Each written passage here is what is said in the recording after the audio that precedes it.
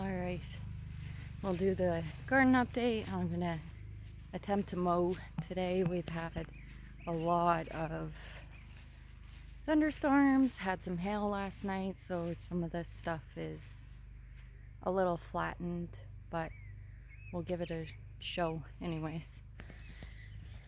So some of this stuff's still covered. I mean, it's not too bad. Lots of stuff got a little beat up, but as you can see, the carrots they're already starting to stand back up again. Peas are starting to climb high. This is a box that was covered, so the carrots are still nice and tall.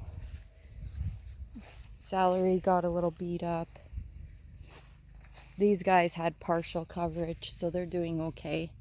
So this is the bush beans and the beets in the back there. Some of the herbs are struggling. We have oregano here,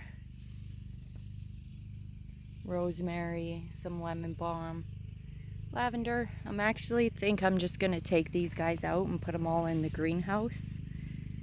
We've been quite cool at night, so I still have, these are all Roma tomatoes in here. So they're just starting to flower, some of them. There. We have more storms that are supposed to be coming through with the potential of hail, so I'm just leaving the poly covers on for now. This is the Paprika peppers. So you can see way down there, there's one. They're not doing very good with the cooler weather this year either. And this box badly needs to be weeded, but this is the small sugar pumpkins are in here. And we have the jalapenos. They're actually doing quite well under the poly. I'll go to the other side where the bigger ones are and show you.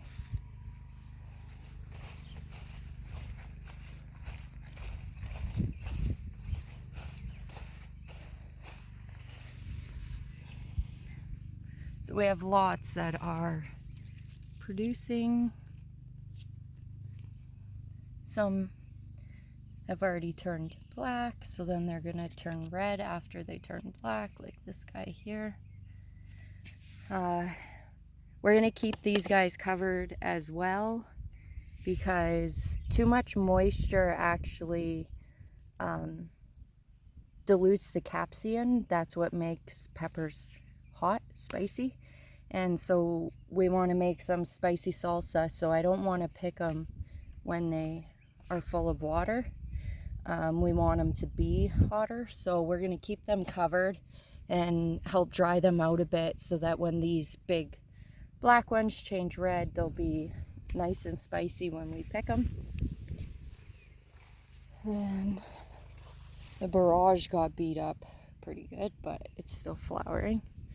This is the acre tomatoes, and the bigger plant here is nasturtium. So we're using them as like a trap crop.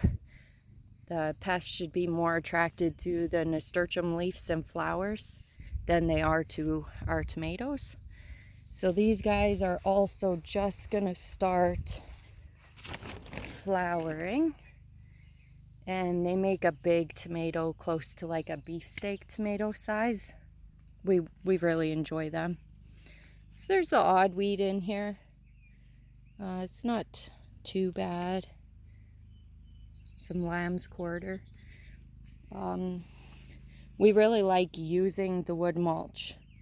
Like, we hardly ever weed this bed, and even where the plants aren't really growing, you can see there's some of the odd weeds in here, but it's not too bad compared to other boxes that have no cover.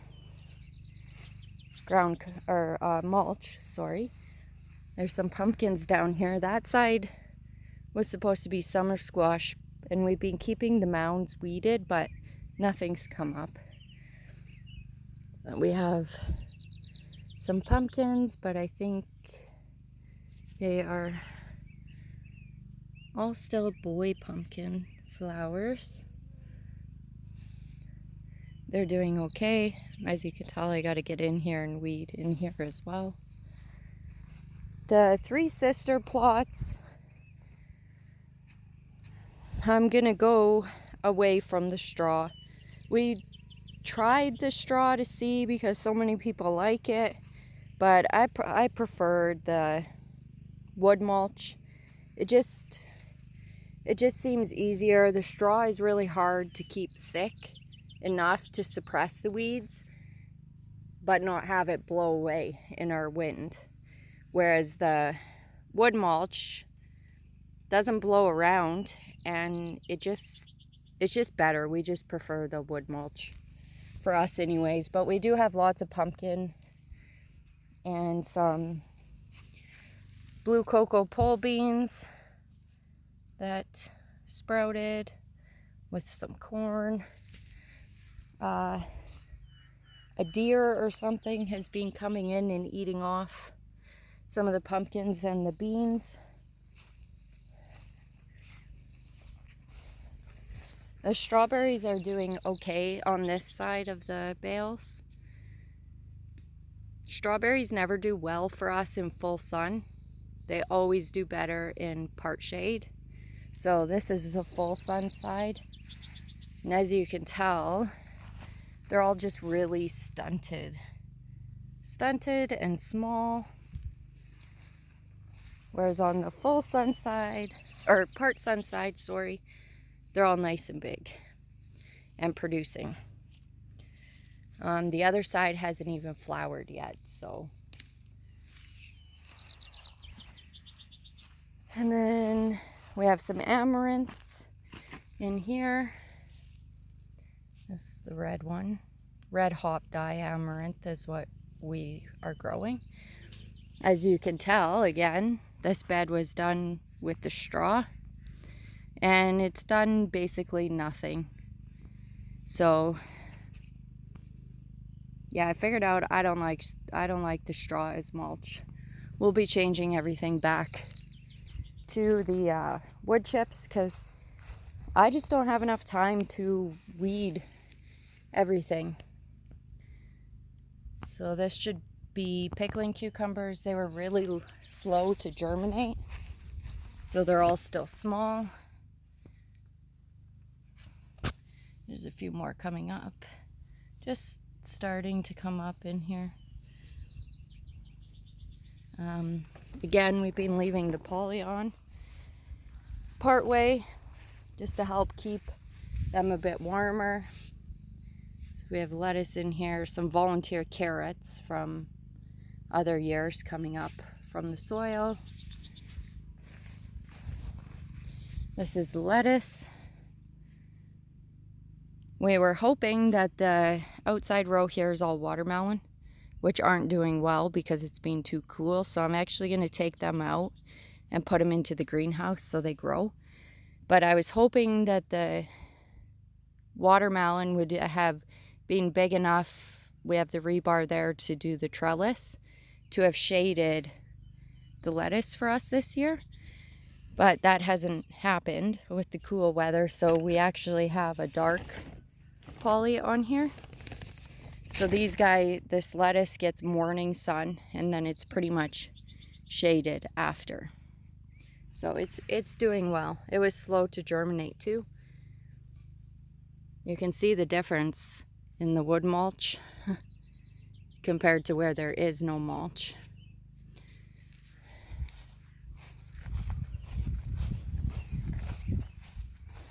These are slicer cucumbers. So some of them got beat up by the hail too, but most of them are doing exceptionally well considering. So here's another example. There's no mulch here in the middle, but it is mulched where the shell peas are. I have to come and weave some of these guys in. They're doing really well in the colder weather. But you can see the difference. It's mainly all peas here. There's not that many weeds, and where the weeds are is where the wood mulch isn't, right in line with the peas themselves. Now that the peas are bigger, I will come back through with more wood mulch and fill it up higher and go in between the plants to suppress the weeds. But we also don't worry too much about the lamb's quarter, because the boys like to come through and pick the lamb's quarter and add it to salads. So we actually eat a lot of the lamb's quarter. The flowers at the ends got pretty beat up. So again, this is all nasturtium, and we were trying to use them as a trap crop. They have been working well up until this point, and I'm sure they're going to bounce back. But the nasturtium did take quite a beating, but they protected all the marigolds that are with them. So yeah, that's basically it in this part of the garden. We have lots of stuff. Lots of the radish is ready to harvest. We have kohlrabi growing. We harvested the broccoli last week, but it's starting to make a whole bunch of smaller heads. So as you can tell, these ones are going to open, so I'll have to come in here and cut them all out. So your broccoli should be this dark green, and then it'll change to what looks like a lighter green. You want to get it before it changes to that lighter green. And if you don't pick it at this stage, all of the little heads will open up into flowers. So you can kind of tell on this one that it is going to go to flower right away, right in here and over here. So you want to make sure you're checking your broccoli frequently. This one has a whole bunch of more heads too. And cauliflower is basically the same. So we harvested our cauliflower last week as well. So here are some smaller heads starting to form again. They're starting to kind of break apart. So you want to keep an eye on them. And you do want to usually tie up the leaves to help block the sun from them. This box is pretty overgrown with broccoli rabe, which is like this. So we've been harvesting this. You kind of eat it like a mustard green. So we take the stem and the leaves and then the little florets, the heads, and you can eat them raw or cook them. They're pretty good. They just taste like broccoli. I don't really know what else I can show you guys. Some flowers. These are a wildflower mix. Some purple potatoes. Even the potatoes are stunted. They're getting too much moisture. But as you can tell, we really need to mow. The ground's all wet and the mowers are having a hard time getting through, but that's the plan for today, is to try to mow down as much as we can. Here's some yellow, German yellow potatoes. They're pretty good. Almost knee-high grass in some areas. Kids' flowers. Some of them got pretty beat up too, but I think the majority of the stuff is going to live. Tonight's another hail warning, so we'll just have to see. Cover what we can. We probably have close to 100 pots that we use to cover as much of the plants as we can that aren't under the poly. Should probably pick a better spot for them. But stacks and stacks of pots of different sizes to cover everything that we can. Got some really big ones for the all of the new trees we put in this year, the cherry trees and haskapberry bushes and everything like that. So that is basically the garden for this week. Thank you.